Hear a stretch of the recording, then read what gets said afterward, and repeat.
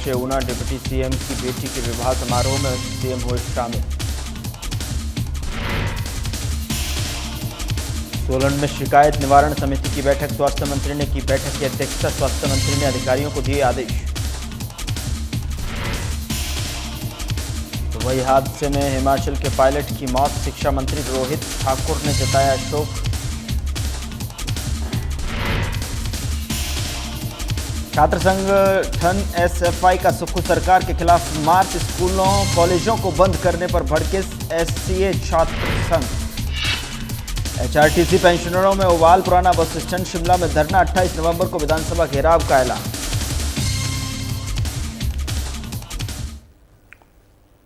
नमस्कार, मैं हूं आपके साथ गौरव राजेंद्र। बुलेटिन की शुरुआत करते हैं। मुख्यमंत्री ठाकुर सुखविंदर सिंह सुक्खू शनिवार 22 नवंबर को मुख्यमंत्री मुकेश अग्निहोत्री की बेटी के विवाह समारोह में शामिल होने के लिए ऊना पहुंचे। उनके साथ कांग्रेस प्रदेश प्रभारी और सांसद राजनी पाटिल भी मौजूद रहीं। बता दें कि उप मुख्यमंत्री की सुपुत्री डॉक्टर आस्था अग्निहोत्री का आईएएस अधिकारी सचिन शर्मा से शादी हो रही है। जलेड़ा हेलीपैड पर उतरने के उपरांत मुख्यमंत्री का गर्मजोशी से स्वागत किया गया। मुख्यमंत्री ने मीडिया से बातचीत की।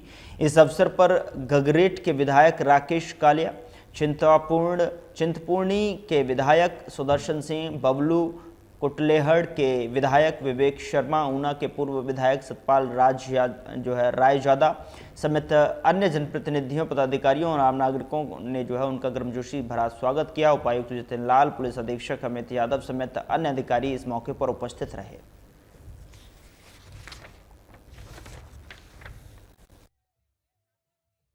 प्रदेश में लगा है, पहले डिजास्टर का काम पूरा होगा, उसके बाद पंचायत चुनाव होगा।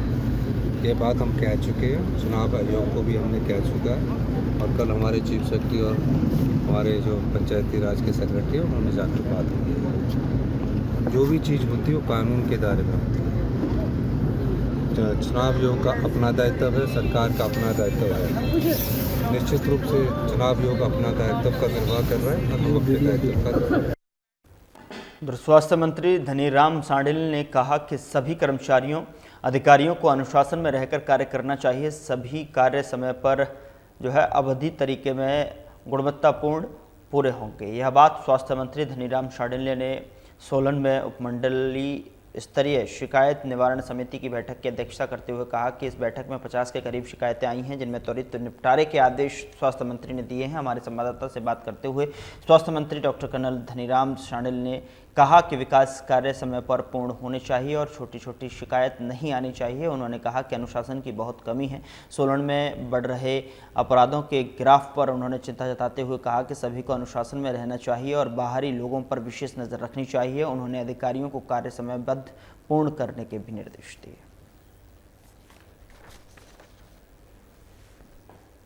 विकासात्मक गतिविधियां जो चल रही हैं पूरे जिले में और सोलन के क्षेत्र में, चाहे वो निगम का था, चाहे बाहर का था, गांव के क्षेत्रों में, उन सब पे एक प्रकार से ऐसी चर्चा, ऐसे फीडबैक पे अगर जो कोई मान लो 10% कह रह गया, उसको देखना, उसको कैसे हम पूरा कर सकते हैं। किसी जगह में रोड नहीं बन पाई है या क्या वजह है, किसी कौन सी क्या प्रॉब्लम्स हैं, बेसिकली इसके लिए थी। और बहुत सार्थक चर्चा रही कि जहाँ जहाँ पर ऐसी भी जगहें थी जहाँ पर नहीं कोई चीज़ पूरी हुई है तो उसको फंड का प्रावधान किया जाए। इस पे भी हम लोगों ने फैसले लिए। और सबसे बड़ी बात कि भाई जो ये कुछ ऐसा हो गया है कि सोलन में घटनाएं बहुत घट रही हैं, जैसे चोरी हो रही है, चेम्बर लगा दिया उसको, चुपके से उठा रहा, मेरे को इन्होंने बताया, और जो मेयर साहिबा ने उषा जी ने बताया, वो वाकई वो आदमी रिमूव करता नजर आ रहा है। सबसे बड़ी प्रॉब्लम डिसिप्लिन की है कि जो ये बाहर की लेबर फोर्स आती है। दुबई में एक शो के दौरान हुए दर्दनाक हादसे में हिमाचल प्रदेश के कांगड़ा जिले के नगरोटा बगवां के रहने वाले पायलट की मौत हो गई। इस घटना पर शिक्षा मंत्री रोहित ठाकुर ने गहरा दुख व्यक्त किया है। शिक्षा मंत्री ने कहा कि यह बेहद दुखद और हृदय विदारक घटना है। उन्होंने बताया कि हादसे में जान गंवाने वाले पायलट नमन सायल प्रदेश की शान थे और उनकी असामयिक मृत्यु पूरे राज्य के लिए बड़ी क्षति है। मंत्री ने कहा कि शोक संतप्त परिवार के प्रति सरकार को पूरी सरकार की संवेदना है और इस मुश्किल घड़ी में सरकार उनके साथ खड़ी है। रोहित ठाकुर ने दिवंगत पायलट को श्रद्धांजलि अर्पित करते हुए कहा कि नमन सायल ने अपनी ड्यूटी निभाते हुए जान गंवाई है। ऐसे साहसी व्यक्तित्व को पूरा प्रदेश नमन कर रहा है। उन्होंने कहा कि यह सिर्फ परिवार की ही नहीं बल्कि प्रदेश और राष्ट्र की भी बड़ी हानि है।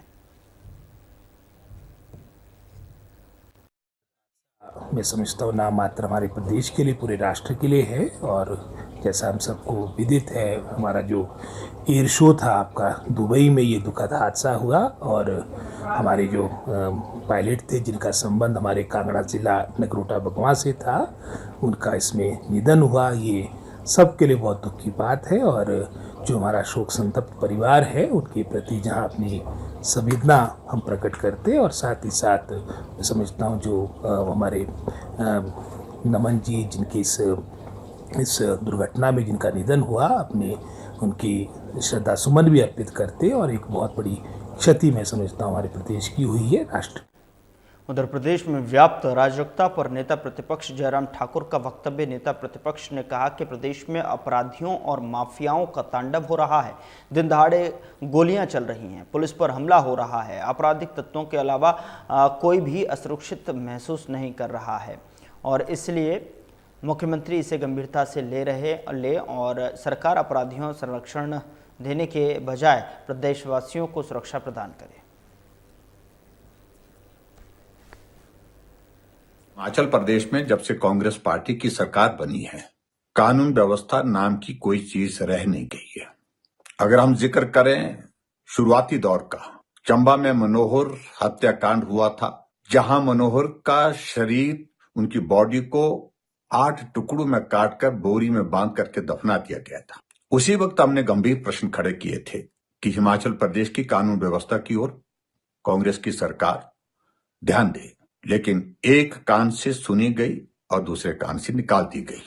ज्यों-ज्यों कांग्रेस पार्टी का कार्यकाल बढ़ता जा रहा है, घटनाओं का क्रम भी बहुत तेजी से उसी तरह से बढ़ता जा रहा है। अगर हम इस बात को लेकर के आगे बढ़कर के बात करें, नालागढ़ में घटना होती है, तलवारों से 2 भाइयों को काट दिया जाता है, हत्या कर दी जाती है उनकी। ऊना में गोलियां चलती हैं। ऊना में एक घटना होती है जिसमें पीट करके एक व्यक्ति की, एक नौजवान की हत्या कर दी जाती है। और उसके बाद हद तो तब हो गई जब शिमला जैसे प्रदेश की राजधानी में घटनाओं का दौर शुरू हो गया। पुलिस कंट्रोल रूम के सामने शिमला की माल रोड पर एक नौजवान को काट करके उसकी हत्या कर दी जाती है। शिमला के बीसीएस जो एक प्रेस्टिजियस एक एजुकेशनल इंस्टीट्यूशन है, स्कूल है, वहां 3 बच्चों का अपहरण हो जाता है और अपहरण फिरौती के लिए किया जाता है। हमीरपुर में एक महिला को एक जो बच्चा अभी 18 साल का भी नहीं है, उस महिला का गला काट देता है और महिला की मृत्यु हो जाती है। उस महिला का बेटा स्वस्थ नहीं है मानसिक रूप से। समर हिल में घटना घटित होती है, एक युवक का वहां पर शव मिलता है। और अभी हाल ही में जिस प्रकार घटनाएं घटित ऊना में हुई हैं, ये निश्चित रूप से हमारे लिए चिंता का विषय है। जन्मदिन की पार्टी एक कांग्रेस पार्टी के नेता के होटल में होता है। उधर कांग्रेस विधायक संजय अवस्थी ने डीएमएफटी की बैठक में अधिकारियों को खूब लताड़ लगाई। इस बैठक में माइनिंग के बजट को लेकर जब पीडब्ल्यूडी अर्की के अधिकारी को लेकर पूछा गया तो उनका कहना था कि काम हो गया है और उपयोगिता प्रमाण पत्र भी भेज दिए गए हैं, लेकिन माइनिंग ऑफिसर का कहना है कि उन्हें प्रमाण पत्र नहीं मिले। इस पर संजय अवस्थी ने कहा कि बैठक में तैयारी करके आना चाहिए था, यह काम बैठक से पहले होने चाहिए थे, अगली बार ऐसा नहीं चलेगा। इस बैठक में सांसद सुरेश कश्यप और डीसी सोलन मनमोहन शर्मा सहित कई विभागों के अधिकारी उपस्थित थे।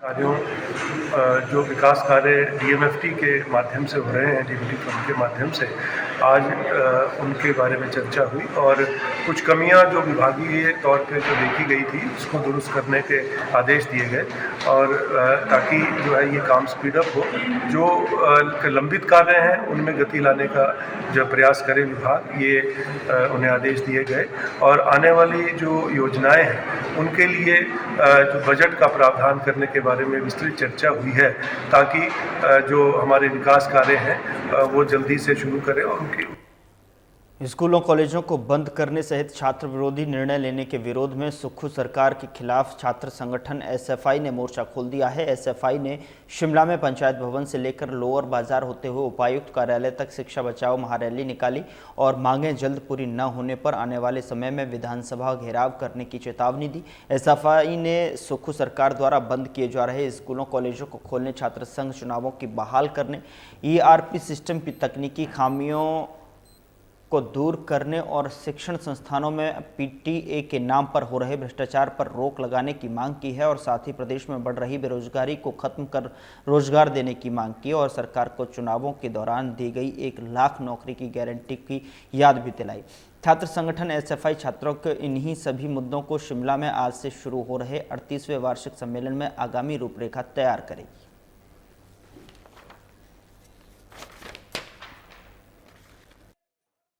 नमस्कार, मैं पवन कुमार, एसएफआई शिमला जिला सचिव। सबसे पहले आप तमाम जो मीडिया के बंधु आज इस रैली के जरिए जो आज हमारी कवरेज कर रहे हैं, आप तमाम लोगों का सबसे पहले धन्यवाद करते हैं। हमारा जो आज ये रैली हो रहा है, इससे पहले भी हमने प्रेस वार्ता के जरिए तमाम मुद्दे रख दिए थे। आज और कल एसएफआई शिमला जिला का एक महाधिवेशन होने जा रहा है कालीबाड़ी के अंदर। इसमें बहुत सारे मुद्दे ऐसे हैं, खासतौर पर आज आप तमाम लोग देख रहे हैं कि जिस तरीके से हिमाचल प्रदेश और पूरे देश के अंदर इस समय जो शिक्षा के ऊपर बहुत बारीकी से हमले हो रहे हैं, अगर मैं कहूँ कि सुनियोजित तरीके से हमले हो रहे हैं तो मुझे कोई अतिशयोक्ति नहीं होगी। खासतौर पे हम लोग देख रहे हैं कि पिछले लंबे समय से खासतौर पे हिमाचल प्रदेश के अंदर पिछले 3 सालों के अंदर 818 स्कूल हैं जिनको हिमाचल प्रदेश सरकार द्वारा ताला लगाने का काम कर दिया गया है। दूसरी ओर 535 स्कूल हैं जिनको हिमाचल प्रदेश सरकार द्वारा जो मर्ज कर दिया गया है, जिनकी टोटल संख्या 1353 हो जाती है। तो एक बहुत बड़ी संख्या है कि जिस तरीके से हिमाचल प्रदेश के अंदर और पूरे देश के अंदर जो सुनियोजित तरीके से हमले हो रहे हैं, ये एक चिंता का विषय है। और खासतौर पर जब हिमाचल की बात हम लोग करते हैं तो हिमाचल प्रदेश एक पहाड़ी राज्य है जहाँ पर ग्रामीणों के अंदर मैक्सिमम लोग रहते हैं। अगर इस तरीके से जो सुनियोजित तरीके से छोटे छोटे जो सरकारी स्कूल खोले गए थे, प्राइमरी स्कूल, मिडिल स्कूल जो खोले गए थे, अगर इन तमाम स्कूलों को बंद कर दिया जाता है तो समाज का एक बहुत बड़ा तबका ऐसा है जो शिक्षा से दूर होता जाएगा। दूसरी ओर हम लोग देख रहे हैं कि इसी 3 साल के कार्यकाल के अंदर हिमाचल प्रदेश के अंदर 1 लाख से ज्यादा स्टूडेंट ऐसा हैं जितने सरकारी स्कूल के अंदर जो ड्रॉप आउट किया है। तो एक बहुत बड़ा हमला है, बहुत बड़ा चिंता का विषय है कि जिस तरीके से सरकारी संस्थानों के अंदर या पूरे हिमाचल प्रदेश के अंदर छात्रों का ड्रॉप आउट हो रहा है। और तीसरी ओर हम लोग देख रहे हैं कि जिस तरीके से मोदी सरकार द्वारा 2020 के अंदर एनईपी को, नेशनल एजुकेशन पॉलिसी को अपने देश के अंदर हमारे इंप्लीमेंट कर दिया गया बिना चर्चा परिचर्चा के, और हिमाचल प्रदेश पहला ऐसा स्टेट बना है जो इस एनईपी को अपने स्टेट के अंदर इंप्लीमेंट कर रहा है। संतोषगढ़ के युवा नेता आशुपुरी की हत्या के लिए ऊना सदर के पूर्व विधायक सतपाल रायजादा ने बीजेपी के कार्यकर्ताओं द्वारा रची गई साजिश का आरोप लगाया और शनिवार को ऊना के विश्राम गृह में पत्रकार वार्ता के दौरान रायजादा ने कहा कि जिस व्यक्ति की हत्या हुई वह कांग्रेस का सक्रिय और वरिष्ठ कार्यकर्ता था और घटना के वक्त जो 2 बीजेपी कार्यकर्ता मौके पर मौजूद थे। उन्होंने कहा कि कोई भी व्यक्ति अपनी ही संपत्ति पर ऐसी वारदात नहीं चाहता। उन्होंने पुलिस को 15 दिन की 26 सीसीटीवी कैमरों की फुटेज सौंपने की जानकारी दी। रायजादा ने कहा कि हत्या के आरोपी पुलिस की गिरफ्त में हैं और कानून अपना काम कर रहा है। रायजादा ने दावा किया कि गोलीकांड की घटना में बीजेपी के 2 कार्यकर्ता भी मौके पर मौजूद थे, जिनमें से एक संतोषगढ़ और दूसरा झलेड़ा का रहने वाला है। उन्होंने आरोप लगाया कि मृतक आशुपुरी जो कांग्रेस का वरिष्ठ कार्यकर्ता था, उसको पकड़ने और गोली मारने की साजिश बीजेपी कार्यकर्ताओं द्वारा रची गई। यहां तक कि युवा कांग्रेस के पूर्व अध्यक्ष गुरजीत मान के उकसाने की बात भी कही गई। उन्होंने आरोप लगाते हुए कहा कि आशु हत्याकांड में मनिंदर लवेरिया, महेश कौशल बीजेपी से जुड़े लोग हैं। जब मर्डर हुआ, सीसीटीवी कैमरे में व्यक्ति ने गोली मारी, एक ने आशु को कंधे से पकड़ रखा था।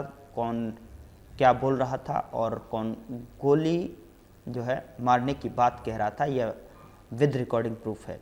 रायजादा ने कहा कि बीजेपी हमेशा खनन की बात करती है और उन्होंने कहा कि ऊना में खनन अधिकारी सत्ती की सरकार के हैं और सत्ती के भतीजे का वायरल टिप्परों का वीडियो वायरल हुआ, उसको जो है उसका जवाब दें। उन्होंने उन्होंने कहा कि असल में बीजेपी नेताओं की जैसी मानसिकता है वैसे ही उनकी बाकी नज़र आते हैं और गुंडाराज बीजेपी राज में था, अब तो एक्शन हो रहा है। बीजेपी राज में 4 इंस्पेक्टर लाइन में थे और सब इंस्पेक्टर के सहारे थाना होता था।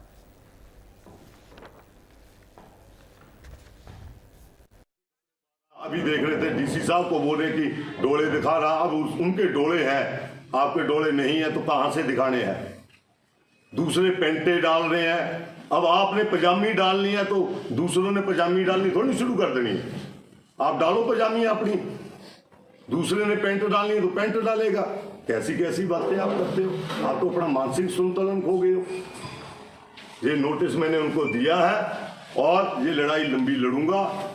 अगर तो समझदार हुए, मानसिक संतुलन ठीक हुआ तो माफी मांग लेंगे जहां पे, अगर नहीं हुआ तो ये लड़ाई कोर्ट में भी लड़ी जाएगी और मुझे उम्मीद है कि ये कोर्ट में लड़ाई लड़नी पड़ेगी क्योंकि मानसिक संतुलन तो वो खो ही चुके हैं अपने। और इसके साथ साथ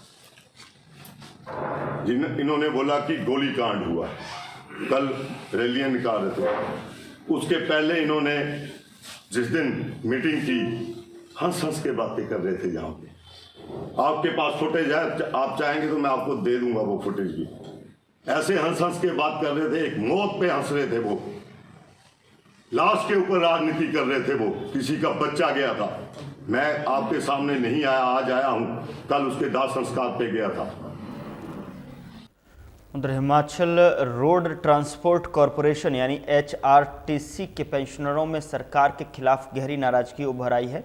शिमला के पुराने बस स्टैंड पर बड़ी संख्या में पेंशनरों ने एकजुट होकर जोरदार धरना प्रदर्शन किया। पेंशनरों का कहना है कि 20 नवंबर तक भी उनकी पेंशन जारी नहीं हुई है, जिसके कारण उन्हें गंभीर आर्थिक संकट का सामना करना पड़ रहा है।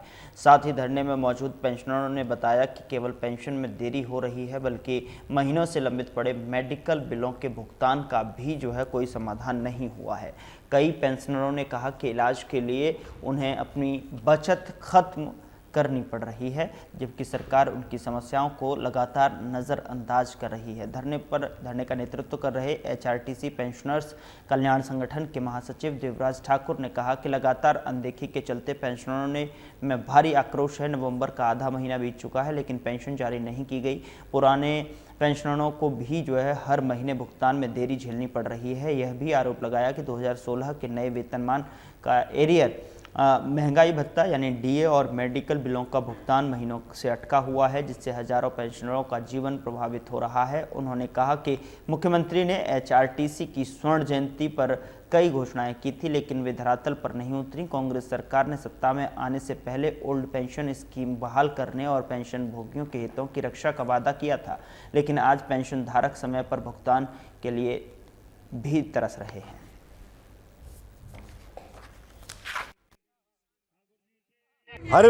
हर विभाग में पूरे हिमाचल प्रदेश में जब सैलरी ड्रॉ होती है तो पूरे हिमाचल प्रदेश के महकमों में उसी दिन पेंशन भी डाल दी जाती है कर्मचारियों के खाते में। परंतु बड़े खेद का विषय है कि आज महीने की 21 तारीख होने के बावजूद भी हमारे पेंशन के खातों में पेंशन नहीं डाली गई। साथ में हिमाचल प्रदेश सरकार ये जहाँ तक आदेशों की बात है, उन्होंने इस महीने की सैलरी पेंशन के साथ 3% DA के भी आदेश जारी किए, परंतु प्रबंधन वर्ग ने सेवानिवृत्त कर्मचारियों की अनदेखी करके जो सर्विंग स्टाफ है उनको 3% DA के आदेश जारी कर दिए गए।